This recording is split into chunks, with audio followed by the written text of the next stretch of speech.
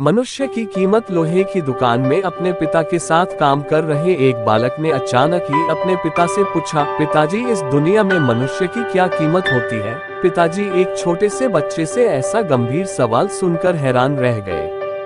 फिर वे बोले, बेटे, एक मनुष्य की कीमत आंकना बहुत मुश्किल है, वो तो अनमोल है। बालक, क्या सभी उतना ही कीमती और महत्वपूर्ण है? पिताजी, हाँ बेटे। बालक कुछ समझा नहीं। उसने फिर सवाल किया, तो फिर इस दुनिया में कोई गरीब तो कोई अमीर क्यों है? किसी की कम रिस्पेक्ट तो किसी की ज्यादा क्यों होती है?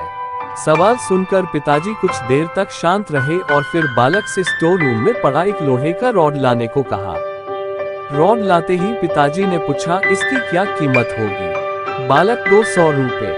पिताजी, अगर मैं इसके बहुत से छोटे छोटे कील बना दूं तो इसकी क्या कीमत हो जाएगी? बालक कुछ देर सोचकर बोला, तब तो ये और महंगा बिकेगा, लगभग 1000 रुपए का। पिताजी, अगर मैं इस लोहे से घड़ी के बहुत सारे स्प्रिंग बना दूं तो? बालक कुछ देर गणना करता रहा और फिर एकदम से उत्साहित होकर बोला, तब तो इसकी कीमत बहुत ज्यादा हो जाएगी। फिर पिताजी उसे समझाते हुए बोले, ठीक इसी तरह मनुष्य की कीमत इसमें नहीं है कि अभी वो क्या है, बल्कि इसमें है कि वो अपने आप को क्या बना सकता है।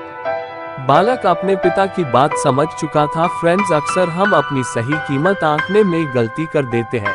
हम अपनी प्रेजेंट स्टेटस को देखकर अपने आप को वैल्यूलेस समझने लगते हैं, लेकिन हममें हमेशा अथाह शक्ति होती है। हमारा जीवन हमेशा संभावनाओं से भरा होता है।